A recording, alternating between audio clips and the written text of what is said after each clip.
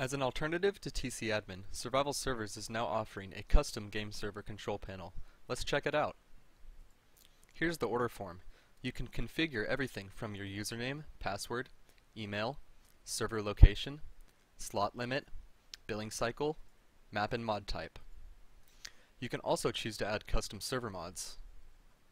Down at the bottom, you will see that you can pay via credit card or PayPal. PayPal has the option for a one-time payment or a PayPal subscription. After the order is complete, you will be redirected to your game server control panel. Let's check out some of the quick change settings.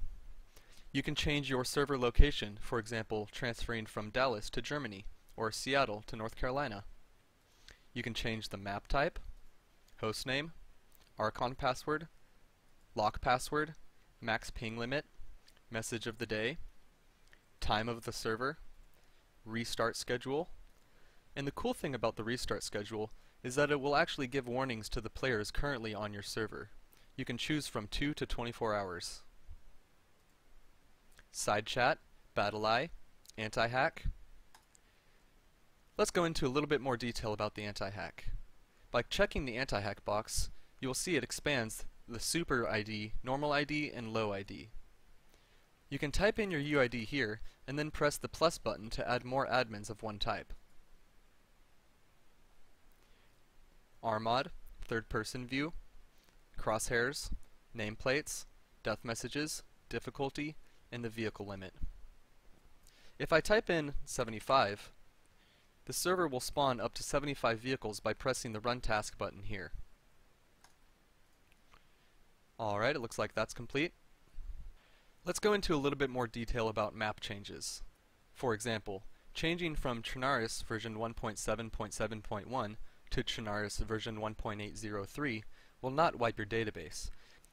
But if you make a change from Trinaris to Epoch or from Epoch to Overwatch, it will wipe your database. All you have to do to change maps is select the map that you want, scroll down to the bottom, and press the Update Settings and Restart Game Server button. It will usually take about 20 seconds. You do not have to configure any text files or change any other settings. Towards the bottom of the control panel, you will see your FTP and database password. You can modify it by typing in a new password and pressing the Update button. You can also customize your game server. By pressing the download buttons, you can download your server's current PBOs. And by pressing the browse buttons, you can upload new PBOs to your server. Anyone is allowed to upload their own custom server mods. You can also drag and drop a PBO from your desktop onto the browse button. For example, here is a DayZ server PBO I have on my desktop. You can simply drag it and release it over the browse button. Now press the Update Settings and Restart Game Server button. Here's the database backup tool. You can choose a backup all the way up to 48 hours in the past. After selecting a backup, you would simply press the green button at the bottom. Towards the top of the panel, you will see all of your server information. You can see your server details, including the status, player count, DayZ version, and IP. You can see the database details, such as the hostname, port, database, username, and password. You can also see the FTP details, such as the IP, port, the username, and password.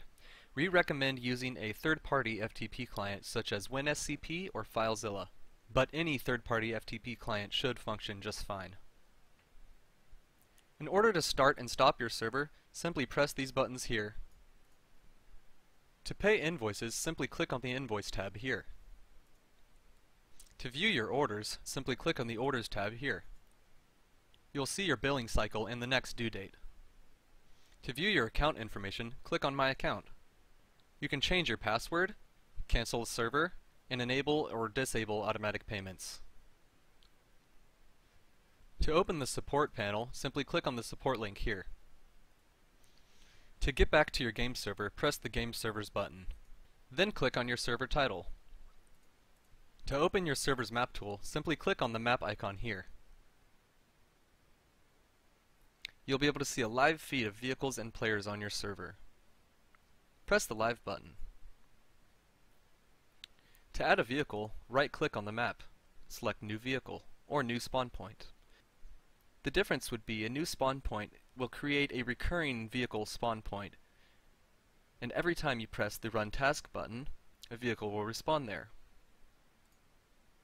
If you just choose a new vehicle, it will only spawn once.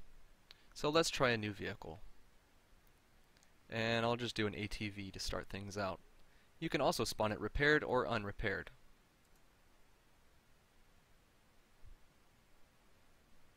As you can see, an ATV has been inserted on the map. To open your database, click on the database link here.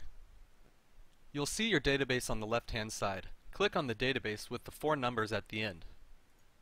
These are your database tables. Please do not edit these unless you know what you are doing. If you have any questions, please feel free to submit a support ticket at survivalservers.com.